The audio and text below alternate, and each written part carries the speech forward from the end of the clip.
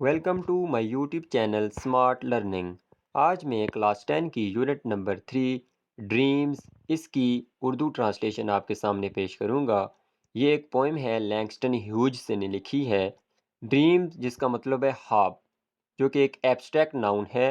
इसका लफ्ज़ी मतलब तो ख्वाब है, लेकिन इस पोइम के अंदर जो इसका फिगरेटिव मीनिंग लिया गया है, कॉनोटेटिव मीनिंग, वो है एस्पिरेशंस या होप्स, उम्मीद या चाहत या जो तमन्ना होती है इंसान की वो। प्री रीडिंग में कुछ क्वेश्चन हैं। What are dreams? ख्वाब क्या हैं? ख्वाब क्या हैं? विस्पर्स ऑफ आवर सोल, हमारी रूह की सरगोशियां हैं। जो हमारी रूह हमारे दिल से सरगोशियां करती है तो वो तमन्ना होती है, वो आरजू होती है, वही एम्बिशंस होते हैं, तो वही ख्वाब होते हैं, या हमारे हार्ट की, हमारे दिल की रिफ्लेक्शन ही ड्रीम्स होते हैं। सेकंड क्वेश्चन है what would your life be like? आपकी ज़िंदगी कैसी होगी if you had know dreams for your future? अगर आपके मुस्तकबिल के लिए कोई भी ख्वाब नहीं होंगे, कोई एम्बिशंस नहीं होंगे, तो हमारी ज़िंदगी क्या हो जाएगी? मीनिंगलेस हो जाएगी, बेमकसद हो जाएगी और होपलेस हो जाएगी, मायूस हो जाएगी, क्योंकि हमारी ज़िंदगी का कोई मकसद ही नहीं रहेगा। तो रीडिंग पे आते हैं। दो स्टेंजा इसके यहाँ पे दिए गए हैं। एक छोटी सी पोएम है, hold fast to dreams. Hold fast कहते हैं स्टिक टू, मतलब कि होल्ड फास्ट कहते हैं कि जुड़े रहो या साबित कदम रहो। ये भी कह सकते हैं कि हम चिमटे रहो, मतलब उनको ना छोड़ो। ड्रीम्स, अपनी एस्पिरेशंस को, अपनी होप्स को, अपनी डिज़ायर्स को या अपनी एम्बिशंस को, कभी भी अपनी तमन्ना आरजू को छोड़ो मत। फार इफ़ ड्रीम्स डाई। फार जो है इसका मतलब वैसे के लिए भी होता है जब वो प्रीपोजिशन होता है, लेकिन जो फार है उसका मतलब जब कंजंक्शन के तौर पे इस्तेमाल हो तो उसका मतलब हो जाता है क्योंकि। क्योंकि अगर यहाँ पे लफ्ज़ फार का मतलब है क्योंकि। इफ़ ड्रीम्स डाई, अगर ख्वाब मरते हैं। मरने से मुराद अगर ख्वाब आपकी ज़िंदगी में नहीं होते, ख्वाब अगर ख़त्म हो जाते हैं। Life is a broken winged bird, ज़िंदगी जो है वो जो टूटे हुए परों वाला परिंदा होता है, ऐसी हो जाती है। टूटे हुए परों वाले परिंदे से मुराद कि वो परिंदा जो उड़ नहीं सकता। तो अगर परिंदा उड़ ही नहीं सकता तो उसकी ज़िंदगी का मकसद क्या रहेगा? दैट कैन नॉट फ्लाई, जो उड़ नहीं सकता। तो इसके स्टेंजा का मतलब ये है कि अपने ख्वाबों पे साबित कदम रहो, अपनी तमन्ना और आरजू ज़िंदगी में रखो, क्योंकि अगर ये चीज़ें नहीं होंगी, आपकी ज़िंदगी में ख्वाब नहीं होंगे, आरजू नहीं होगी, तो आपकी ज़िंदगी जो है बेमकसद हो जाएगी। आपको कोई आगे ज़िंदगी में बढ़ने का आसरा ही नज़र नहीं आएगा, कोई मकसद ही नहीं होगा, तो आप ज़िंदगी में ना जद्दोजहद करेंगे, ना कोशिश करेंगे। तो जिस तरह एक परिंदा जो है परों के बगैर उड़ नहीं सकता, इस तरह आप भी ज़िंदगी में आगे मूव फॉरवर्ड नहीं हो पाएंगे। तो यहाँ पे कुछ फिगर ऑफ स्पीच का इस्तेमाल हुआ है। जैसे हम देखते हैं दूसरी लाइन में, dreams die.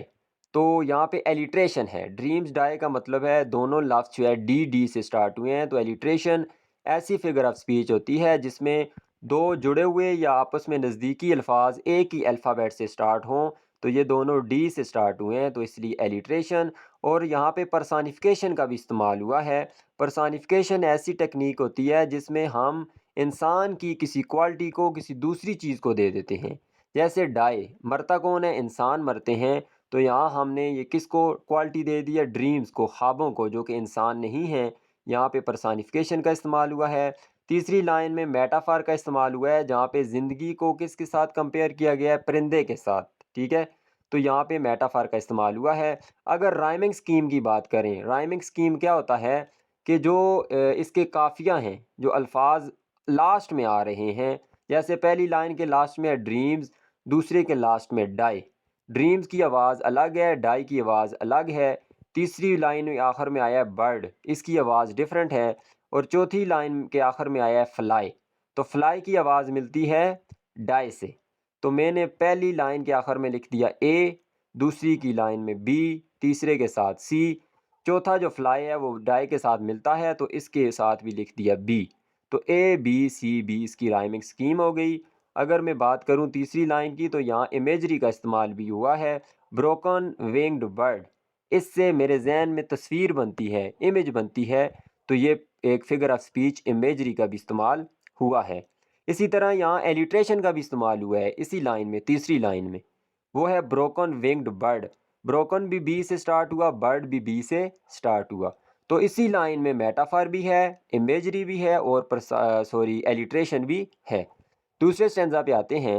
Hold fast to dreams, अपने ख्वाबों को पालो। चेरिश कहते हैं पालना, नशोनुमा करना या चिमटे रहो, इसका भी वही मतलब है, साबित कदम रहो। फॉर व्हेन ड्रीम्स गो, क्योंकि जब ख्वाब जाते हैं, जाने से मुराद के मतलब आपकी ज़िंदगी से ख़त्म हो जाते हैं, मर जाते हैं।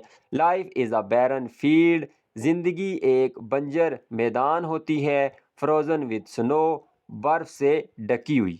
ठीक है, बर्फ़ से ढके हुए, अगर बर्फ़ से ढका हुआ कोई मैदान है या खेत है, फील्ड हम इसका मतलब यहाँ पे खेत लेंगे जिसके अंदर फसल होती है, तो अगर उसके ऊपर हर तरफ बर्फ़ ही बर्फ़ हो तो क्या उसके अंदर फसल उग सकती है? फसल नहीं उगेगी तो वो खेत बेमकसद हो जाएगा। इसी तरह अगर आपकी ज़िंदगी में ख्वाब नहीं होंगे तो आपकी ज़िंदगी उस खेत की तरह हो जाएगी जिसके अंदर फसल नहीं उग सकती, तो आपकी ज़िंदगी के अंदर भी फसल नहीं उगेगी। फसल उगने से मुराद कि आपकी ज़िंदगी के अंदर कोई जो प्रॉस्पेरिटी है, खुशहाली या तरक्की नहीं आएगी, आपकी ज़िंदगी होपलेस और मीनिंगलेस हो जाएगी। फिगर ऑफ स्पीच देखते हैं यहाँ पे। तीसरी लाइन है, मेटाफर का इस्तेमाल हुआ है। यहाँ पे ज़िंदगी को एक खेत के साथ कंपेयर किया गया है। मेटाफर इस्तारा को कहते हैं। इसी तरह इमेजरी का भी इस्तेमाल हुआ है। बैरन फील्ड को पढ़ने के साथ ही हमारे जहन में उस बंजर मैदान की इमेज बनती है। फ्रोज़न विद स्नो, ये भी इमेजरी है। फ्रोज़न विद स्नो, बर्फ़ से ढका हुआ खेत, तो इससे भी हमारे जहन में पिक्चर बनती है, ये भी इमेजरी है। और अगर मैं बात करूँ फील्ड और फ्रोज़न, ये दोनों जो है एफ से स्टार्ट हुए हैं, तो यहाँ पे हम एलिट्रेशन भी इनको कह सकते हैं। राइमिंग स्कीम की बात करूँ तो ड्रीम्स, आगे गो, फिर फील्ड, फिर स्नो। गो और स्नो आपस में मिलते हैं, इसलिए पहला ड्रीम्स के साथ ए हो गया, गो के साथ बी, फील्ड के साथ सी और स्नो दोबारा क्या हो गया, बी। राइमिंग स्कीम क्या है, ए बी सी बी। इस पोएम के अंदर रेपिटेशन भी हुई है, मतलब एक लाइन जो है दोबारा रिपीट हुई है। वो कौन सी लाइन है, hold fast to dreams.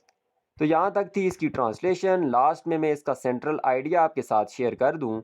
Central idea है, विदाउट ड्रीम्स या डिज़ायर्स, जो है ख्वाबों के या जो ख्वाहिशात हैं या जो आपकी आरजू या तमन्ना है, उसके बगैर लाइफ इज़ मीनिंगलेस, ज़िंदगी जो है बेमानी है, वो बेमकसद है। ठीक है, एमलेस भी इसको कह सकते हैं या मीनिंगलेस, बेमकसद या बेमानी। दूसरा सेंट्रल आइडिया क्या हो सकता है, विदाउट ड्रीम्स, ख्वाबों के बगैर, आरजू या तमन्ना के बगैर life loses it's purpose and meaning, जो ज़िंदगी है वो अपना मकसद और मानी खो देती है।